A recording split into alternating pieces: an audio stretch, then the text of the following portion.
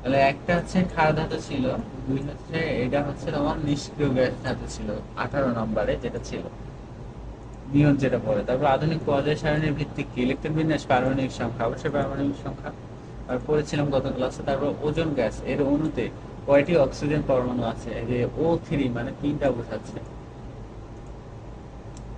তারপর আসলে কাঁচা আমে কোন ধরনের অ্যাসিড থাকে? কাঁচা আমে টার্টারিক না oxalic, I don't no, malic acid থাকে মেবি। তাহলে হচ্ছে কাঁচা আমে কোন ধরনের অ্যাসিড থাকে? Malic acid. তারপর হচ্ছে 1 মোল সোডিয়াম ক্লোরাইডের ভর কত? 1 মোল সোডিয়াম ক্লোরাইডের ভর কত? এগুলো বই থেকে পড়ে নিতে হবে। 58.5। তারপর আসো প্রাকৃতিক গ্যাসের প্রধান উপাদান কোনটি? প্রাকৃতিক গ্যাসের প্রধান উপাদান হচ্ছে আমরা পড়েছিলাম যে প্রোপেন মেবি। প্রোপেন কি মিথেন ছিল? তাহলে মিথেন হচ্ছে প্রাকৃতিক গ্যাসের প্রধান উপাদান। তারপরে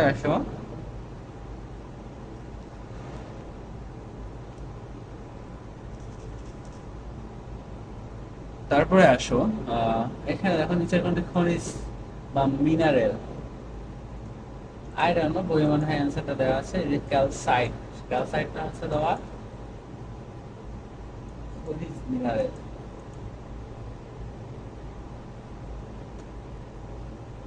তারপর দেখো নিচের কোনটি ঊর্ধ্বপাতিত? উপরের দিকে পাতিত হয়। দুধ, খাবার লবণ, আয়োডিন? আয়োডিনটা এক ধরনের ঊর্ধ্বপাতিত পদার্থ, উপরের দিকে যায়। তারপরে আসো বায়ু, এক বায়ুমণ্ডলীয় চাপে পানির স্ফুটনাঙ্ক কত? স্ফুটনাঙ্ক কত? কত সেলসিয়াস ডিগ্রিতে হচ্ছে বায়ুমণ্ডলীয় চাপে পানি হচ্ছে ফুটতে শুরু করে? 0 ডিগ্রি সেলসিয়াস তো হয় না। 100 ডিগ্রি সেলসিয়াস যদি পানিতে দাও তাহলে পানি ফুটতে শুরু করে। তারপর দেখো নিচের কোনটি নবায়নযোগ্য শক্তি যেটাকে আবার ব্যবহার করা যায়? কয়লা, সৌরশক্তি। সৌরশক্তি নবায়নযোগ্য শক্তি, কেননা হচ্ছে সৌরশক্তিকে তুমি বারবার ইউজ করতে পারবা রিসাইকেল করে। তারপর আসো দুধে কোন অ্যাসিড থাকে? দুধে তোমার হচ্ছে মেবি ল্যাকটিক অ্যাসিড থাকে। দুধে কোন ধরনের অ্যাসিড থাকে? Lactic acid. তারপর লিড, রাসায়নিক লিড হচ্ছে পিবি দ্বারা বোঝানো হয়, লাইট। এবং ক্যালসিয়াম ক্লোরাইডের সংকেত কি? ক্যালসিয়াম ক্লোরাইডের সংকেত এটা হলো না কেন? কেননা ক্যালসিয়ামের দুজনে 2 ক্লোরাইনকে দেবে এবং ক্লোরিনের দুজনে 1 এটাকে দিবে, 1 লেখার প্রয়োজন নেই। তারপর হচ্ছে দেখো নিচের কোনটি চর্বি পরিপাকে সহায়তা করে? টিপসিন, লাইপেজ, মলটেজ, অ্যামাইলেজ? এগুলো পড়ে নিতে হবে, আমরা নেক্সট চ্যাপ্টারে গিয়ে আরো ডিপলি বলবো, জাস্ট আমি করে নাও। লাইপেজ হচ্ছে আমার চর্বি পরিপাকে সহায়তা করে। তারপর দেখো নিচের কোনটি এককোষী জীব? এককোষী জীব হচ্ছে তোমার অবশ্যই কাকড়া এবং মশা তো হবেই না, কারণ একজন বহুকোষী। তারপর শৈবাল। আচ্ছা, শৈবাল হচ্ছে বহুকোষী, ব্যাকটেরিয়াটা এটা হচ্ছে তোমার এককোষী।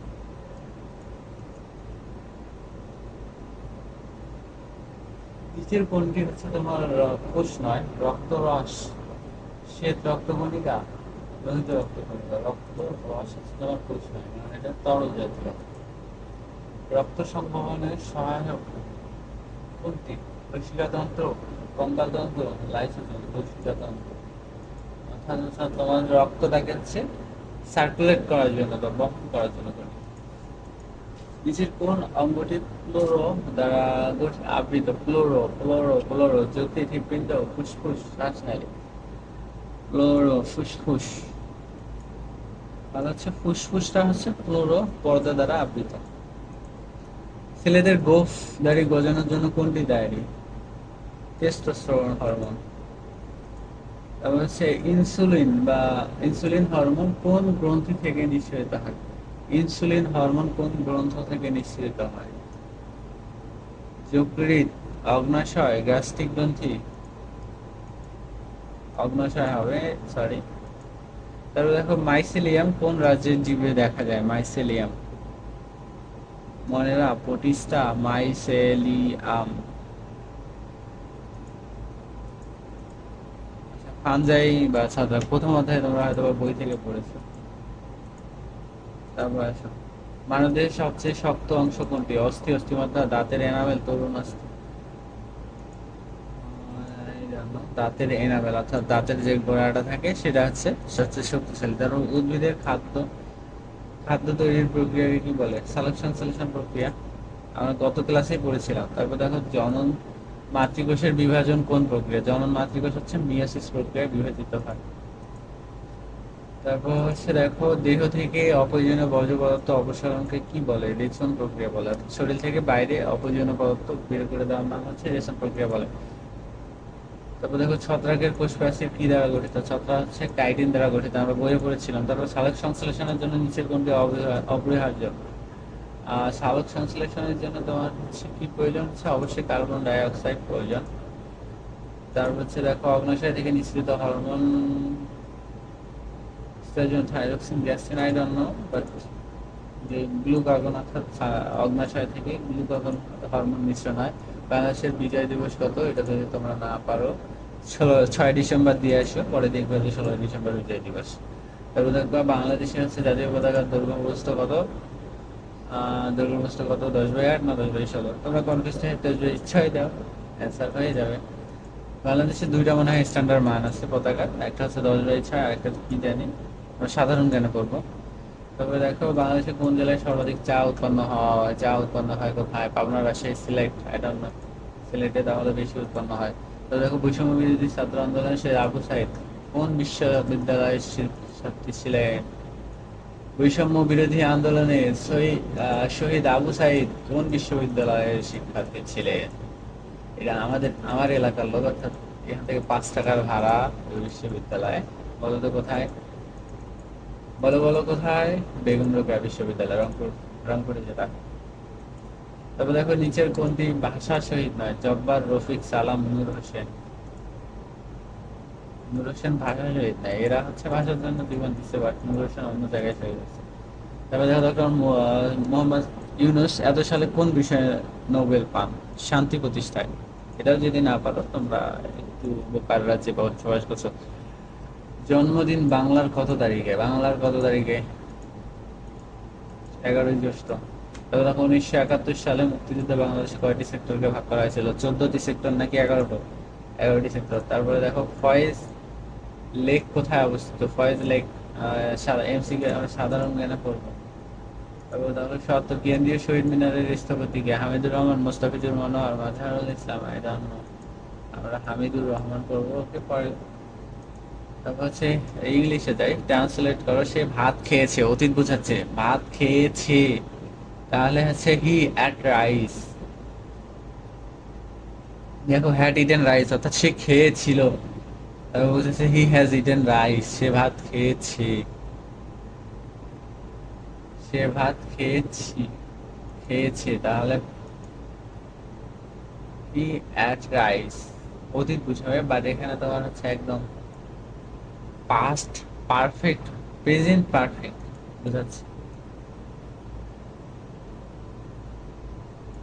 প্রেজেন্ট পারফেক্ট বোঝানোর কারণে হি হ্যাজ ইটেন হয়েছে। আসলে এইগুলো হচ্ছে একটু ক্রিটিক্যাল, তো তোমাদের একদম যখন হচ্ছে ইংলিশ ক্লাস নেবে তখন একদম ক্লিয়ার হয়ে যাবে। তারপর পরের কোশ্চেন আসবে, what is the opposite of free? Free অর্থ মুক্ত, বিজি, কস্টলি, ডিসনিক, এক্সপায়ার। এনে কস্টলি এবং দেখি কোনটা হয়, এক্সপায়ার যদি দেই, ও অপোজিট বলছে, সরি আমি বলছি ভাবছি যে সিনোনিম। ফ্রি মুক্ত আর বিজি হচ্ছে অপোজিট, সরি। তারপর দেখো complex sentence, he woke up at no, I know what is the, I know that he is honest, they knew him, I saw him at the, he woke up at the, আচ্ছা I know that। দেখো একটা হচ্ছে complex sentence. Complex sentence কিভাবে চিনবা? যে একটা sentence বলা থাকলে মনে হয় না যে ওটা শেষ হয়ে গেছে, আবার মনে হয় কিছু বলা যাবে। যেমন আমি জানি যে বললে মনে হচ্ছে যে পরে কিছু বলা হবে, তাহলে হচ্ছে এটাই হচ্ছে তোমার কমপ্লেক্স। যেগুলো সেন্টেন্স বলার পর মনে হয় যে এরপরে আরো কিছু বলা উচিত, তাহলে হচ্ছে complex. Do you know of definition of science? Do you know the definition of science? এটা নির্দিষ্টভাবে বলা আছে, তাই ডা বলবে এখানে। I was warded by him, active voice কি হবে? I was warded, তাহলে হচ্ছে অ্যাক্টিভ ভয়েস হবে he warded me। আমরা এগুলো ক্লাসে আরো ক্লিয়ার হয়ে যাবে যখন ইংলিশ ক্লাস নিব। তারপর হচ্ছে fill in the gap, face your fear with না ইন, মানে হচ্ছে সাহসের সাথে তোমার হচ্ছে ভয়গুলোকে ফেস করা উচিত। উইথ সাথে বোঝানো। আইডেন্টিফাই দ্য ভার্ব, ভার্ব এখানে কোনটা? নলেজ মানে জ্ঞান, অ্যালাস উইথ প্রিপোজিশন, অ্যাডভাইস মানে উপদেশ দেওয়া, এটা একটা ভার্ব। ট্রান্সলেট ইনটু ইংলিশ, সূর্য পূর্ব দিকে উদিত হয়, সূর্য পূর্ব দিকে উদিত হয়। সান rise in the east, the sun rises in the east, there is the sun, the sun in the east, এটা তো হবে না এই দুটা। the sun rises in the east,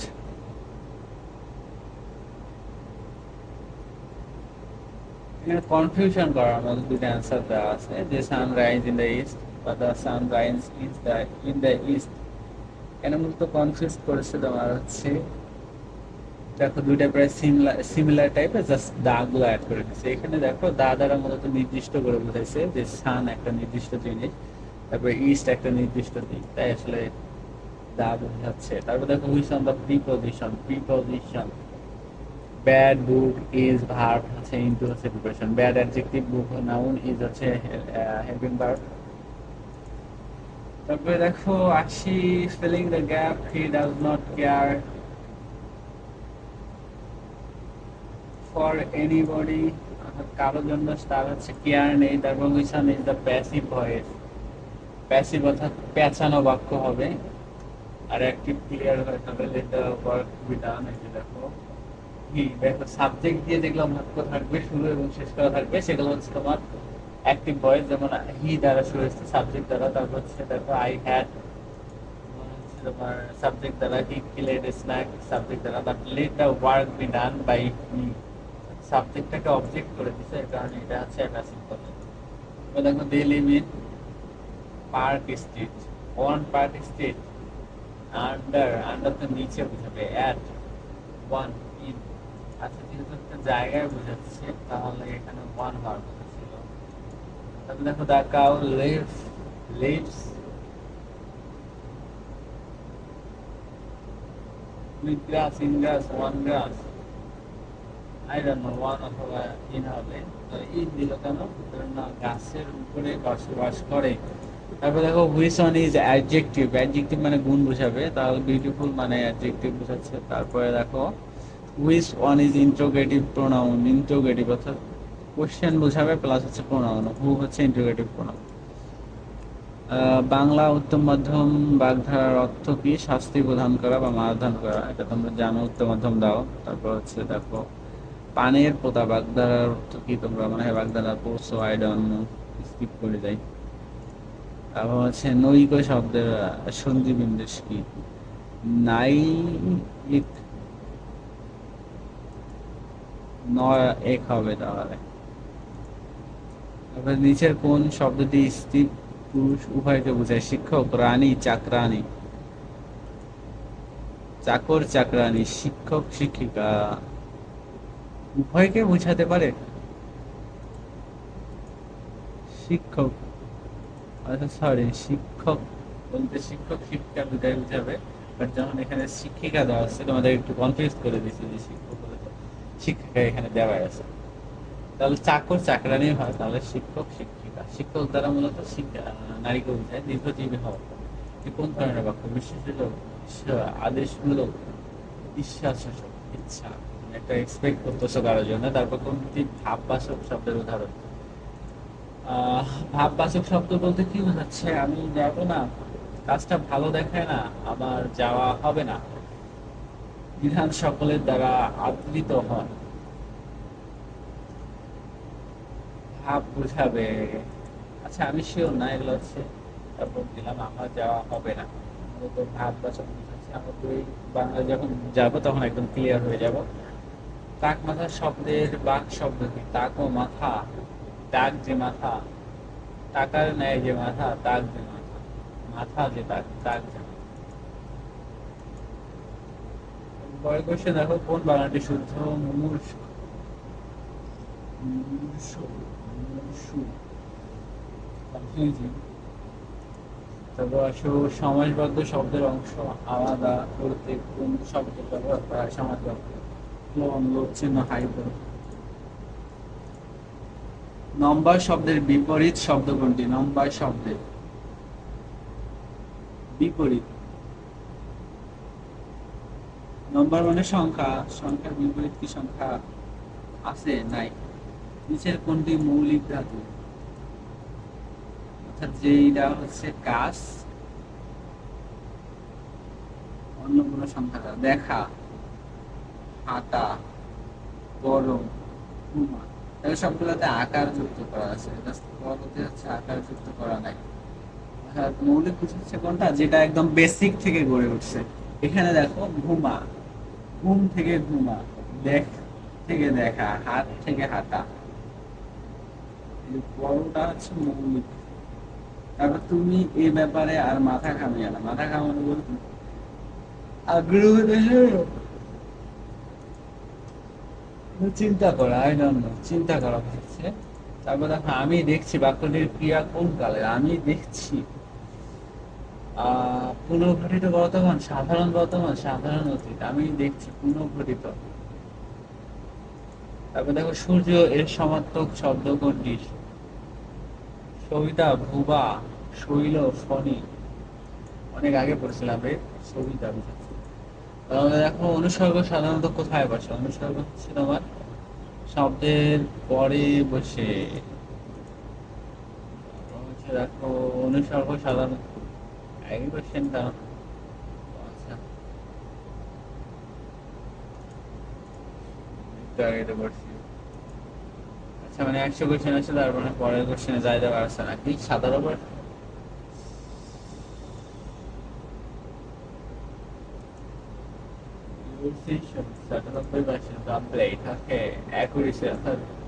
আমার প্রিপারেশন ছাড়াই 74% হচ্ছে। অর্থাৎ তুমি যদি প্রিপারেশন নাও তাহলে দেখো তোমার হচ্ছে অ্যান্সার কত পার্সেন্ট হবে। যদি ভালো করে প্রিপারেশন না তাহলে দেখা যাবে যে 90%-এর কাছাকাছি গেছে। দেখো আমি হচ্ছে 3-4 বছর থেকে পড়ি না, ডিরেক্ট একদম কোনো স্টাডি ছাড়াই তোমাদের কোশ্চেন সলভ নিয়ে বসছে। আমি এসএসসি দিছি সেই পর্বে, তারপর থেকে তো ওইভাবে বইও পড়া হয়নি। ওই যাই হোক, তোমাদের এই ক্লাস নেওয়ার শুরুতে যা পড়া হচ্ছে, ওকে। তাহলে আমি না পড়েই 74% গেইন করছি। তোমরা আশা করা যায় পড়লে আরো ভালো করে অ্যান্সার গেইন করতে পারবে। যেমন আশা করা যায় তোমরা 90% গেইন করতে পারো যদি ভালো করে প্রিপারেশন নাও। আর 90% গেইন করা মানে তুমি যেখানে চয়েস দিবা প্রথমত সেখানেই আসবে। তুমি ঢাকা ভার্সিটিতে, দাদা ঢাকা হচ্ছে আইএসটিতে হচ্ছে তোমার ফিজিওথেরাপিতে দাও বা রেডিওলজিতে দাও বা কি বলি আরজিতে দাও, যেটাতেই দাও, ফার্মেসিতে দাও, তোমার যদি একটা টপ লেভেলের মার্ক আসে ওরা আসলে রিফিউজ করবে না তোমাকে, মানে ওখান থেকে বের করে দিবে না বা অন্য জায়গায় পাঠাই দিবে না, ওরা নিজেরা নিজেদের জন্য সিলেক্ট করে নিবে। তো আই হোপ তোমরা ক্লাসটা বুঝতে পারছো। তো আগামী ক্লাসে আমরা এই টপিকগুলো, মানে এই কোশ্চেনগুলো, সেম কোশ্চেনগুলোর উপর হচ্ছে তোমাদের এক্সাম নিব, সেম টাইপের কোশ্চেন দিব, হয়তো 5-6টা একটু ঘুরাই পেছাই পেছাই দিতে পারি যাতে তোমরা একটু কনফিউজড হয়ে যাও।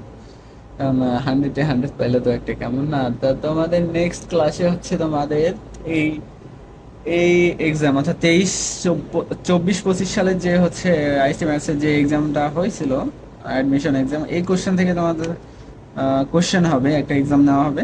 এই এক্সামে তোমরা ভালো করে প্রিপারেশন নেবে। আশা করো যে তোমরা সবাই সবাই সবাই 90%+ হচ্ছে মার্ক গেইন করতে পারবা। তো আই হোপ তোমাদের ক্লাসটা ভালো করে বুঝে আসছে এবং ধন্যবাদ তোমরা যদি মনোযোগ দিয়ে ক্লাস করে থাকো একদম শেষ পর্যন্ত। তো আজকের মতো এখানেই আলবিদায়। তোমরা ভালো থাকবে, সুস্থ থাকবে, দেখা হবে আগামী ক্লাসে ইনশাল্লাহ। আসসালামু আলাইকুম।